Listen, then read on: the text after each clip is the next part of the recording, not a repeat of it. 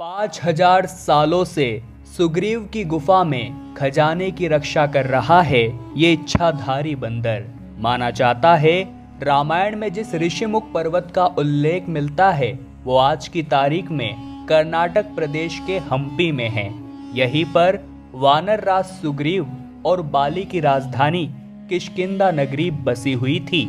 यहाँ स्थित ऋषिमुख पर्वत पर आज भी वो गुफा विद्यमान है जहां वानर राज सुग्रीव अपने मंत्रियों सहित रहा करते थे और हनुमान जी ने राम जी और लक्ष्मण जी की भेंट सुग्रीव के साथ भी इसी गुफा में कराई थी।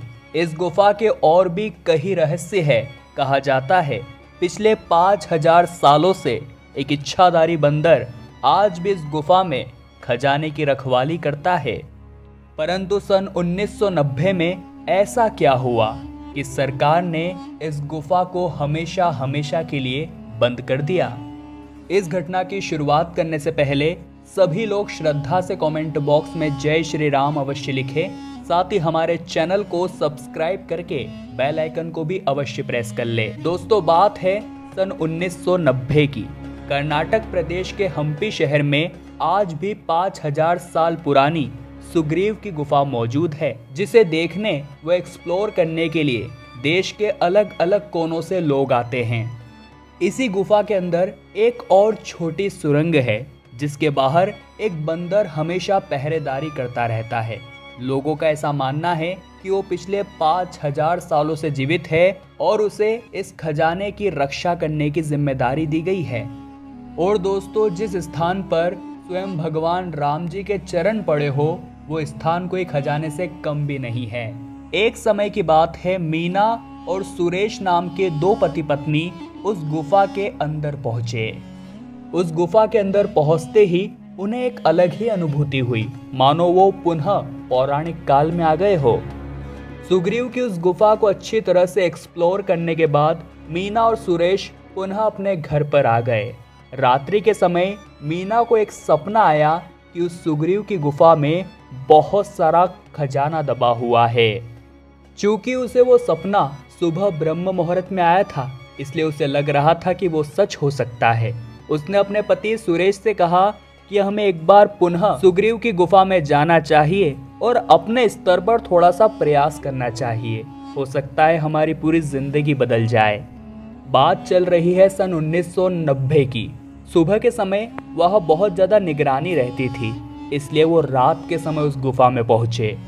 वे लोग अंदर उस छोटी सुरंग में खुदाई करना चाहते थे जहां लोग खजाने के होने का दावा करते थे, परंतु उसकी पहरेदारी तो एक इच्छाधारी बंदर किया करता था। और जैसे ही उन्होंने खुदाई करने की कोशिश करी, उस इच्छाधारी बंदर ने उन पर हमला कर दिया, जिसके कारण वे उस स्थान पर खुदाई नहीं कर पाए।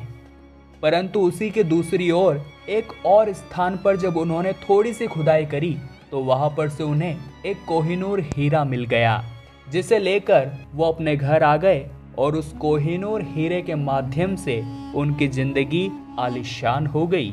अब दोस्तों, कर्नाटक प्रदेश के हम्पी क्षेत्र के जो लोग थे उनका उस गुफा के साथ बहुत गहरा लगाव था।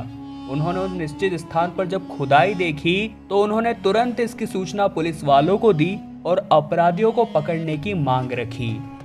इस घटना के अगले 2 महीने तक पुलिस अपराधियों को नहीं ढूंढ पाई, परंतु मीना और सुरेश आगे रहकर 2 महीने बाद पुलिस स्टेशन पहुंचे और उस कोहिनूर हीरे को उन्होंने वहां जमा करवा दिया।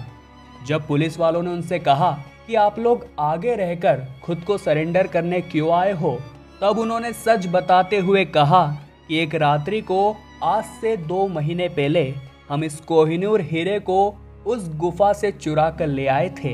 हमने सोचा था हमारी जिंदगी पूरी तरह से बदल जाएगी, परंतु इस हीरे के आने के बाद हमारी जिंदगी में तो चारों ओर से मुसीबतें आने लगी। अगले ही दिन हमारा बेटा सीढ़ियों पर से नीचे गिर गया। बिजनेस में भी बहुत सारा घाटा होने लगा और जिन लोगों को हमने पैसे उधार दिए थे वो हमारा पैसा लेकर भाग गए। हम समझ चुके हैं कि ये सब कुछ केवल और केवल इस हीरे के कारण हो रहा है और जो कोई भी इंसान सुग्रीव की उस गुफा से कुछ भी लेना चाहेगा वो कहीं का नहीं रहेगा। हम यही चाहते हैं आप पुनः इस कोहिनूर हीरे को उसके असली स्थान तक पहुंचा दे। जिसके बाद दोस्तों सन 1990 में सरकार द्वारा उस हीरे को पुनः अपने स्थान पर रख दिया गया। उस समय वहां पर वो इच्छाधारी बंदर मौजूद नहीं था, परंतु लोगों का कहना था कि वो एक इच्छाधारी बंदर है जो अदृश्य व अन्य रूप धारण करने की भी क्षमता रखता है। और सरकार द्वारा सन 1990 में सुग्रीव की गुफा को हमेशा हमेशा के लिए बंद कर दिया गया, ताकि इस तरह की घटना और वहां पर न हो और न ही भारतीय संस्कृति के साथ खिलवाड़ किया जाए। इस घटना को लेकर दोस्तों आपके क्या विचार है, हमें नीचे कमेंट बॉक्स में जरूर बताइएगा।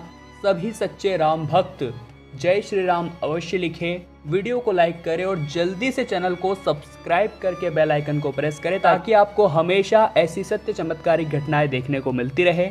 अभी के लिए आप सभी दर्शकों को जय श्री राम।